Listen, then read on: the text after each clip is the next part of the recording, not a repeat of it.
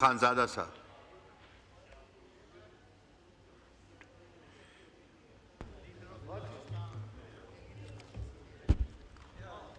बिस्मिल्लाहिर्रहमानिर्रहीम।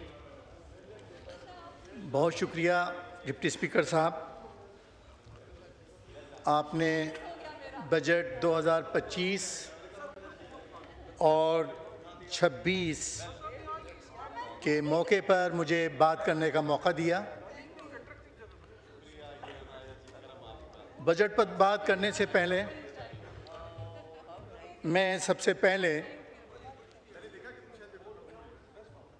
नरेंद्र मोदी, जिसका दिमागी पेंडुलम ख़राब हो चुका है, उसने पहलगाम का ढोंग रचाकर हमारे मुल्क पर हमला किया और बहादुर अफवाज पाकिस्तान ने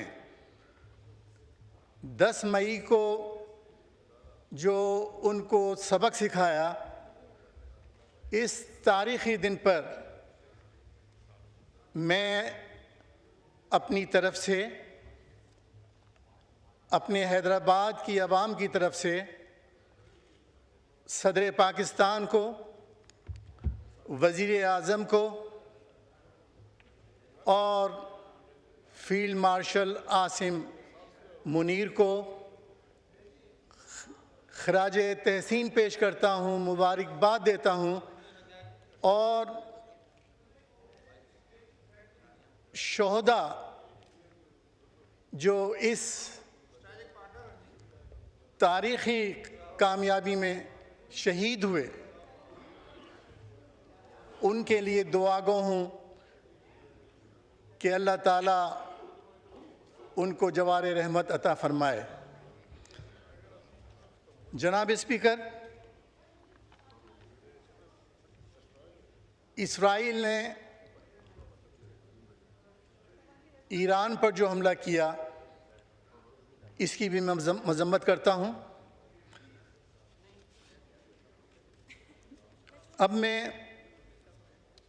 बजट की तरफ आता हूँ। दोनों साइड से मुख्तलिफ़ किस्म की तजावीज़, इनपुट्स जो हैं वो गवर्नमेंट को मिल चुके हैं। मैं एक एजुकेशनिस्ट और एक तालिब इल्म की हैसियत से सबसे पहले ये जानना चाहता हूँ, बतलाना चाहता हूँ कि बजट जो है इसकी अहमियत क्या है। अगर मैं एक सिंपल सी डेफिनेशन ऑन रिकॉर्ड लेकर आऊँ कि बजट जो है, budget is a powerful tool for financial system,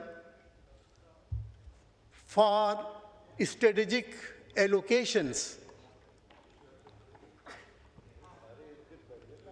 to achieve national goals for economic stability and growth।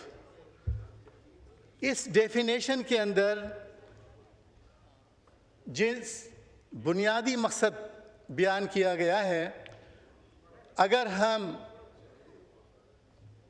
दोनों साइड से इसमें जो गैप्स हैं, हमारे मौजूदा बजट में जो गैप्स हैं, उसका तज्ज़िया किया जाए और तज्ज़िया करने के बाद हम बेहतरी के लिए जो मशवरे दे रहे हैं, जो प्रपोज़ल दे रहे हैं, वो हुकूमत पाकिस्तान जो है उसको इनकॉर्पोरेट करें ताकि गैप्स जो हैं वो फिल हो जाएं। अमूमन बजट्स में जैसे मैंने बतलाया कि बुनियादी मकसद जो हमारे नेशनल गोल्स हैं उनको अचीव करना है बजट के थ्रू। अब नेशनल गोल्स में जो बुनियादी चीज़ें मैं समझता हूँ सस्टेनेबल डेवलपमेंट गोल्स के हवाले से, उसमें जो ख़ास मकासद हैं, उन मकासद को मैं समराइज़ करना चाहता हूँ। Gigantic efforts to building a better future of Pakistan, promoting good governance and political and economic stability, putting Pakistan on the road of prosperity, resolving pressing issues of public within certain time frame, uniform development that no province, no district, and no village is left behind. Investment in infrastructure, education, healthcare, without deprivation. Improving taxation system without overburdening those who already contribute. Investing in IT industry for promoting youth through skill development and loan schemes, providing real relief to common people, increasing salaries and pension, reducing income taxes and lower energy costs, avoiding downsizing and job out, empowerment of women and enhancing their representation in various sectors, educating out-of-school children, promoting higher education and enhancing research in universities, increasing allocations for education sector in federal and provincial budget on merit, enhancing across to quality healthcare for all citizens and emphasis on primary health care, strengthening agriculture sector, ensuring sustainable water management and managing growing threats of climate change, promoting renewable development energy and electric vehicles, strengthening security capabilities to cope with internal and external challenges. इन बुनियादी मकासद के साथ अगर हम focus करें और अपनी इन प्रियरिटीज़ को सामने रखते हुए जो गैप्स हैं उन गैप्स को फिल करें बजाय कि हम एक दूसरे की टांगें खींचें। और इस वक्त जो बजट के अंदर मेरी अपनी ऑब्जर्वेशंस हैं उसके हवाले से हम ये देखें कि एजुकेशन जो कॉन्स्टिट्यूशनल राइट है इस एजुकेशन के साथ क्या हमने इंसाफ किया है।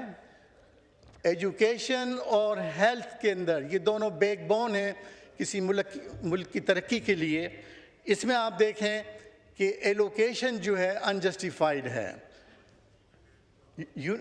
हायर एजुकेशन कमीशन के बजाय कि उनका बजट बनाया जाता वो काफ़ी कम कर दिया गया है। और इस वक्त हम तालीमी इदारों की हालात देखें तो 55 स्टूडेंट्स एंड 1 का रेशो है। और क्या इस रेशो से क्वालिटी एजुकेशन बन सकता है, ये सवाल ही पैदा नहीं होता। इंफ्रास्ट्रक्चर की हालत आप देखें। और मैं अपनी कॉन्स्टिट्यूंसी में मुख्तलिफ एजुकेशनल इंस्टीट्यूशंस विज़िट करके आ चुका हूँ। वहाँ की हालतों को देखकर हमारे स्टूडेंट्स तालीम के बजाय और फैसिलिटीज़ ना होने की वजह से उनको मंशियात में धकेल दिया गया है। और इसलिए मैं ये इस फ्लोर पर अपने हैदराबाद के लिए ख़ास तौर पर ये गुजारिश करता हूँ, ये रिक्वेस्ट करता हूँ कि हमारे हैदराबाद में इस मंशियात पर कंट्रोल पाया जाए। और इसके लिए जो है वहाँ एक एंटी नारकोटिक्स कोड का क़याम किया जाए ताकि जो इस घनामने अमल में शरीक हों शुक्रिया उनको शुक्रिया बस हो गया जी। मोहम्मद अहमद चट्टा साहब।